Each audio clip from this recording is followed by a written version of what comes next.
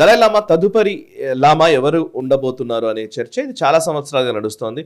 మీరు కూడా అనేక సందర్భాల్లో చెప్తున్నారు చైనానే ఆ కొత్త లామాని నియమిస్తుంది సో దట్ ఆ బుద్ధిస్ట్ ఎవరైతే వాళ్ళందరూ ఉన్నారో లామాని ఫాలో అవుతున్నారో వాళ్ళందరినీ తన వైపు తిప్పుకోవాలంటే లామా ఉన్నంతకాలం జరగదు, ఆయన తర్వాత మాత్రం ఖచ్చితంగా కుట్రపూరితంగానే చేస్తుందని మనం చెప్తున్నమాట. సో ఇప్పుడు దలైలామా చెప్పిన మాట ఏంటంటే వాళ్ళకి సంబంధించినటువంటి ఏంటిదంటే గార్డెన్ ఫోండ్రాంగ్ ట్రస్ట్ వాళ్ళకి ఏదైతే ఉందో అది నిర్ణయిస్తుంది రీఇన్కార్నేషన్ విషయంలో. లామా మళ్ళీ ఎక్కడ పుడతారు అనేది ఆ సంస్థ నిర్ణయిస్తుంది, ఆ ట్రస్ట్ నిర్ణయిస్తుంది అనేది వాళ్ళ వర్షన్. ఈవెన్ దాన్ని చైనా ఖండిస్తోంది, బీజింగే డిసైడ్ చేస్తుంది అని చైనా చెప్తోంది. ఆ స్టోరీ మీరు చెప్పండి. అండ్ ఇంకొకటి కిరణ్ రిజిజు మన parliamentary affairs minister Kiran Rijiju ఒక స్టేట్మెంట్ ఇచ్చారు లామా కి సంబంధించి. Nobody has the right to decide the 15th Dalai Lama except the incumbent అని ఆయన చెప్పిన మాట. ఆయన కాకుండా ఇంకెవరూ కూడా డిసైడ్ చేయలేరు, ఆయన్ని డిసైడ్ చేస్తారు బికాస్ ఆయన రీఇన్కార్నేట్ అవుతారు కాబట్టి. సో భారత స్టాండ్ ఇది, చైనా స్టాండ్ అది. లామాకి సంబంధించి జరుగుతున్న ఈ వివాదం విషయంలో అసలు విశ్లేషణ ఏంటి? చాలా విడ్డూరమైనటువంటి విషయం.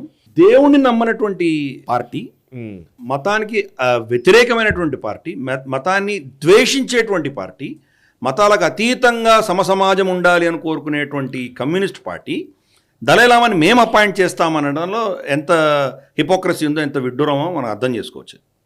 ఎందుకు ఈరోజు భారతదేశం అంటే భయపడదు చైనా. మన దగ్గర న్యూక్లియర్ అస్త్రాలు ఉన్నాయి, భయపడరు. బ్రహ్మోస్ లాంటివి ఉన్నాయి మన దగ్గర, భయపడరు. మోదీ లాంటి దిగ్గజ నేత ఉన్నాడు, భయపడరు.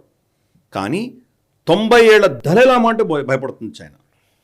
అర్థం చేసుకోవచ్చు. కాబట్టి దలైలామా అన్నది మొత్తం టిబెట్ కంట్రోల్ చేయగలిగినటువంటి ఒక్క వ్యక్తి, ఒక శక్తి. దానికి వాళ్ళు భయపడతారు ఎప్పుడు కూడా.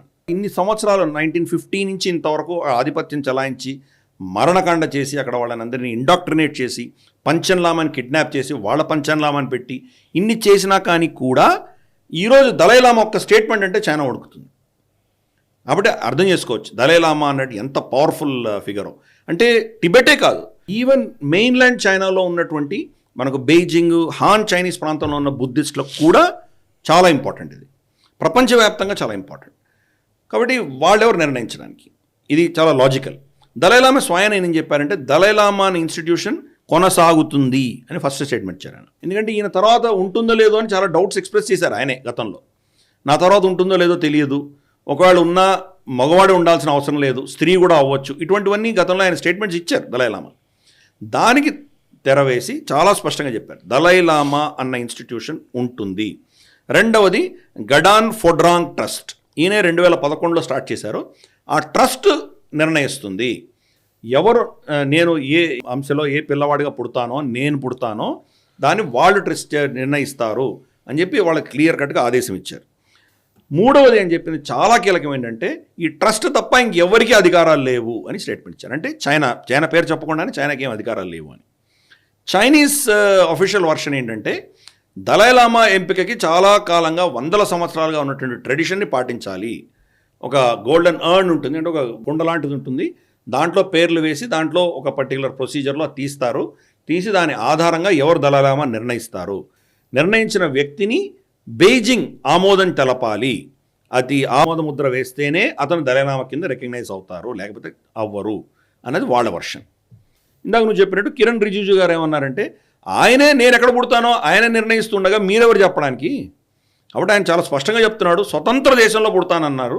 కాబట్టి మీ టిబెట్లో పుట్టడానికి చాలా స్పష్టంగా చెప్పారు. కాబట్టి ఆయన ఇన్కార్నేషన్ ఆయనకే వదిలేయాలి, ఇది భారతదేశం స్టాండ్ అని చాలా క్లియర్గా ఒక బుద్ధిస్ట్ కిరణ్ రిజిజు, ఆయన బుద్ధిస్ట్ అయి ఉండి ఒక మంత్రి అయి ఉండి ఒక భారతదేశం ఒక అఫీషియల్ స్టాండ్ ఆయన చెప్పారు. సో ఇది అక్కడ ఉన్నది. కానీ దీంట్లో పాలిటిక్స్ ఏంటంటే యాక్చువల్గా చైనా చెప్తోంది దాంట్లో కూడా సత్యం ఉంది. గతంలో Dalai Lama 13th Dalai Lama 14th Dalai Lama అంటే ఈయన ఇప్పుడున్నటువంటి దలైలామా వీళ్ళిద్దరినీ కూడా అపాయింట్ చేసేటప్పుడు బెయిజింగ్ అఫీషియల్గా వాళ్ళు అప్రూవ్ చేశారు. అంటే వీళ్ళు స్వతంత్ర దేశంగానే ఉన్నా కానీ నామినల్గా వాళ్ళ సామంతులుగా ఉన్నారు, బెయిజింగ్ సామంతులుగా ఉన్నారు. అందుకని చాలా దఫాలు దలైలామా గారు చాలా స్పష్టంగా చెప్పారు ఎస్ ఐఎమ్ అ చైనీస్ అన్నారు ఆయన. నేను చైనీస్, నేను ఒప్పుకుంటున్నాను, కానీ చైనీస్ కమ్యూనిస్ట్ పార్టీ ప్రభావం నా మీద ఉండడానికి వీల్లేదు. మా పూజా పద్ధతులు, మా జీవన పద్ధతులు, మా పంథాలో మేము ఎలా జీవిస్తున్నాం ఆ జీవించే మాకు అటానమీ కావాలి అని అడిగారు. ఇండిపెండెన్స్ ఎప్పుడు అడగలేదని. కానీ టిబెటన్ ఇండిపెండెన్స్ అని యంగర్ జనరేషన్ అడుగుతున్నారు.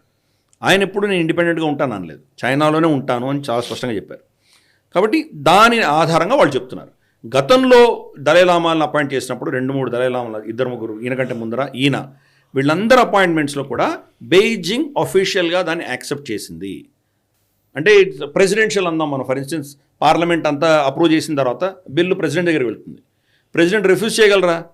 ప్రెసిడెంట్ సంతకం పెట్టాల్సిందే కదా. అటువంటిది అంటే వీళ్ళు ఎవరి పేరు పంపిస్తే బీజింగ్ అప్రూవ్ చేసేది. కానీ బీజింగ్ అప్రూవల్ అన్న ఒక ప్రొసీజర్ ఉంది గతంలో. అది ఈరోజు చైనా దాన్ని ముందుకు తీసుకొస్తుంది. మేము అప్రూవ్ చేస్తే కానీ దలైలామా కింద మేము రికగ్నైజ్ చేయము అని వాళ్ళు అంటున్నారు.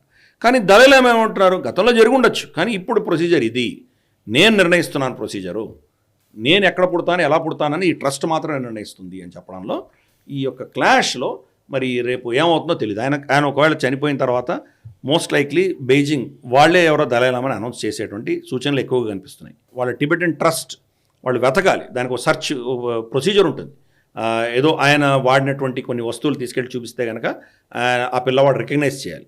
రికగ్నైజ్ చేసి అవును నేను వాడాను అని చెప్తే ఆ పిల్లవాడిని దలైలామాగా రికగ్నైజ్ చేస్తారు. చిన్న పిల్లవాడు కదా, అతనికి కనీసం 10-15 సంవత్సరాలు అతనికి ట్రైనింగ్ ఇచ్చిన తర్వాతనే అతన్ని అఫీషియల్గా బయటికి తీసుకొస్తారు. ఇంత లోపల ఎవరినో దలైలామాగా చైనా నిర్ణయించేటువంటి సూచనలు ఎక్కువ కనిపిస్తున్నాయి మనకు. సో చూద్దాం, ఇది చాలా పెద్ద బ్యాటిల్ ఇది. మనం లదాఖ్ వెళ్ళినప్పుడు మనకు స్టొబ్డాన్జీ మన ఇద్దరు కూడా చెప్పారు, ఆయన దలైలామా గారి యొక్క ఇన్ఫ్లుయెన్స్ ఇక్కడ మొనాస్ట్రీస్లో అంతా కూడా విపరీతంగా ఉంది.